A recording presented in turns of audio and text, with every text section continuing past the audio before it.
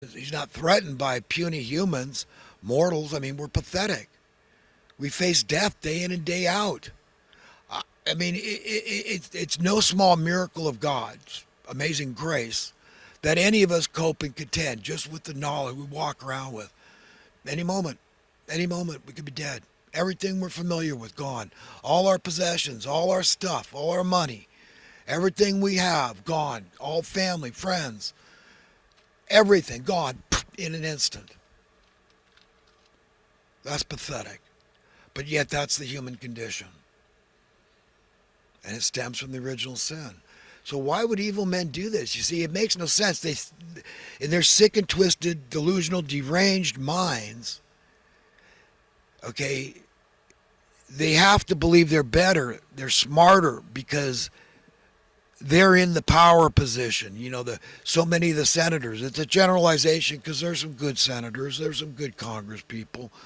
Okay, we've had a few good presidents, and there's been maybe a few good governors, et cetera, et cetera. You get the point. So it's a generalization to say this, but friends, I'm telling you, they're not smarter than you and I. Human beings are incredible creatures. We can learn whatever we freaking want. And whatever we put our minds to, we can figure it out. You could figure out the scam just like I have. This monetary-based unreality shoved down our throats from birth, this tax that's on the poor primarily, we call the cost of living. You understand how the scam works? So that's how they've normalized slavery. It's a scam. And the evidence is that they don't want it to go away is because they're manipulating it. We all know the Federal Reserve's manipulating stuff. They're walking that tightrope. Oh, we got to do this. We got to tweak it here. We want to keep going on this trajectory.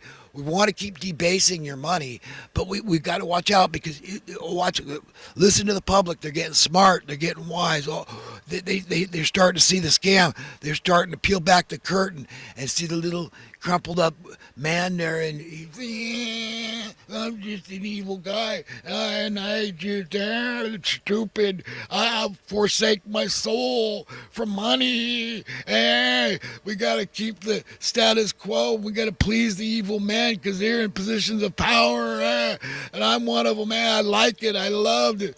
I love to live in the lap of luxury. I love it. Right? I mean, they love it. They love their lives in this world. And Christ said clearly, you must hate your life in this world. Why? Precisely because that's the mentality. That's the caliber. That's the type of person that is running the show. They're not smart. They're stupid. Anybody that would forsake their very soul for temporary riches in this world is sick, my friends. But yet they get us all to believe in our local communities. It's trickle-down madness that's okay somehow. Take advantage of others before they take advantage. You see the writing on the wall, right? Didn't you listen to Rich Dad in his book? Huh? Come on, man. You didn't become a landlord? You didn't invest in property? I don't. You missed the boat, man. I'm sorry you didn't get on the bandwagon soon enough, but it's done and done. That wealth imbalance, that wealth disparity, this perpetual poverty cycle for certain people because of the classification of their job doesn't look good, friends. It's tough, and we're going to blame them. You understand they pull out every trick in the book in their little evil, genius, stupid little brains.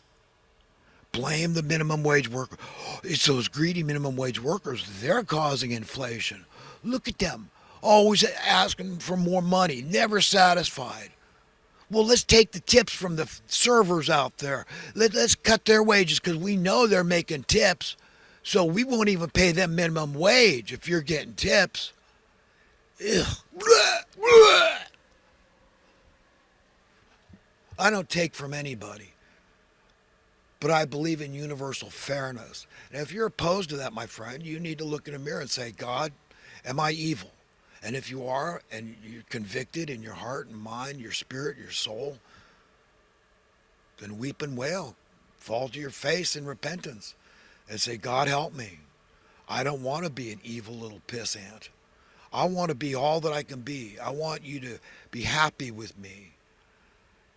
And I know the only way I can do that is by showing that I care about my fellow human being just like I care about myself. I'm living by the golden rule. I'm honoring you above all else. I love you, God. You gave me life, existence, my five senses, everything good I've ever experienced or ever will experience. You're not at fault for anything bad. I know you. The reason that we have the problem is because of free will choice. People have that. Nobody can take it from them. And the answer isn't being mean to one another and violent, dehumanizing each other. But it's to love, to care about each other, to show compassion and mercy and empathy and love and prove it. Prove it in the way you think and the words that come out of your mouth and your actions. Prove it. Prove it that you're willing to live in that kind of a world because that's coming. God's will is going to be established, make no mistake. The only question is when. And when it is established, it's going to be fair. Okay? And there won't be any need for money when it's established that, hey, we're all born filthy rich. Our parents own the planet. That means they own all the resources and all the accumulated wealth because God gave us the wherewithal to create all the infrastructure, all the technology. It's because he gave us a brain and hands and feet and et cetera, et cetera, et cetera, and imagination. You get it? That's why it all belongs to God. All of it. All of it. All the wealth. So what need is there for money when it's established that we're just like all the other creatures? We're born very rich. Taketh as thou wilt. And respect your conscience.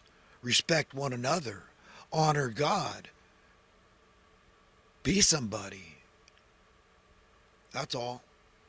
But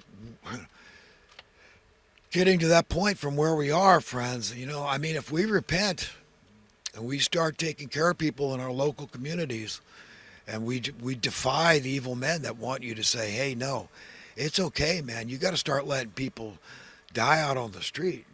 We just, or maybe best we'll warehouse them in tiny houses or pallet shelters or sheds or something, get them out of sight, out of mind. But we got to do a minimum because we need people living in abject fear of homelessness. In order to continue to extract these exorbitant rents and mortgages, we need people in utter and abject fear.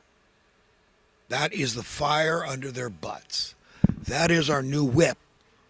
Since we can't use a literal whip on them anymore, that's it. Fear. There must not be any more welfare because that used to be something that people could turn to. But there's all years and years you got to wait on waiting list to get Section 8. And, I don't know. We're shipping in young, strong immigrants, and they're sure not coming here to be homeless. So, we got to take care of these people. They're refugees. They're being oppressed and whatnot in their country. So, we got to take care of them first. They get, to jump up in line. So, you get pushed back and, it'd be nice if some of you just start dying and we could solve this problem through attrition.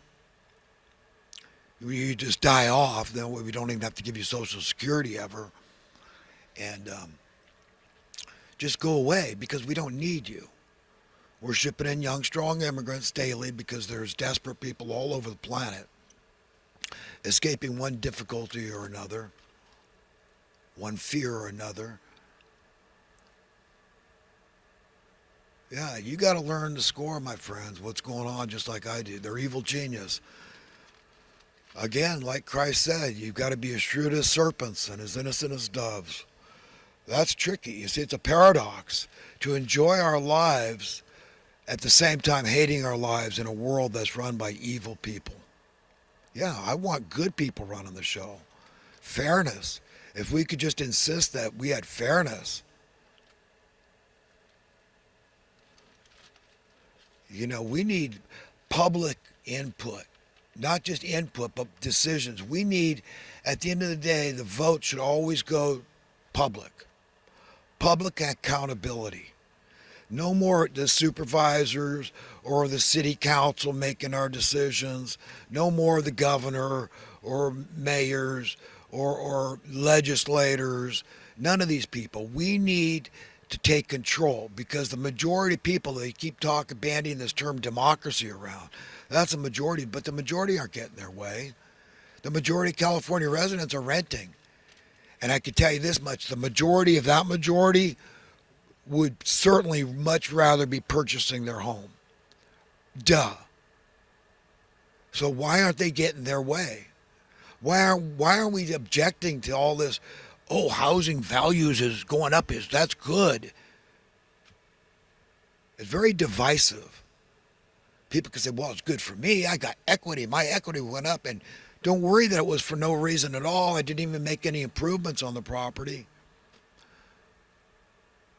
As in real estate school, they call it an unearned increment. Don't worry about that. It's good for me.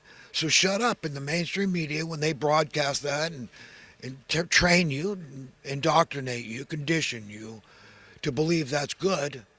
Then you shut up. It's good. Even though it creates homelessness. Society is subsidizing housing costs for poor people to the tune of $50 billion a year. All that money goes in the pockets of fat cats like Rich Dad, making the problem worse of unaffordable housing. And I'm just shut up. And I shouldn't educate people about this. Is that right? Well, I'm not shutting up until we start having a semblance of fairness in this country. Then we're the shining light example I want to be. I want to be proud of America. I'm glad I was born in America, mainly for my First Amendment rights. Free speech, yeah, man, you got to have that. The start of being happy is me being able to say what's on my mind. I'm a nonviolent guy, and I got a right to let the world know where I'm coming from. I want people to be empowered. I want people to stop being stupid, little you-know-whats, and say, you know what, put your foot down for fairness. And even if you've got your life is wonderful and perfect, okay, you've got to do it for your brothers and sisters out there.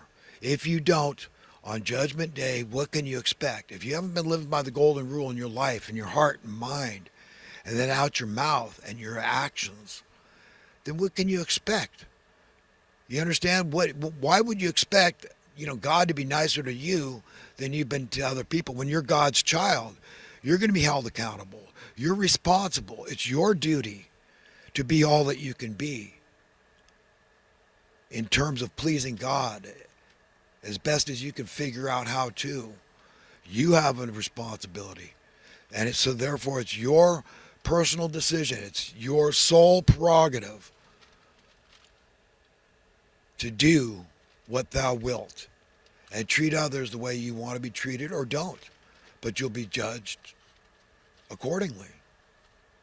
And as far as money goes, friends, we got to see God's writing on the wall and say, what things must go in order for us to have peace on earth and absolute fairness, universally speaking. The only answer is to get rid of money in all its sundry forms. That's it. There's no other way. Because evil men that are willing to compromise their conscience, say, hey, I see how that could really, entice people to, I could really, take advantage of people if I can gain control of that thing, that substance, that entity, in whatever form it may be. You understand? So evil men cannot resist it.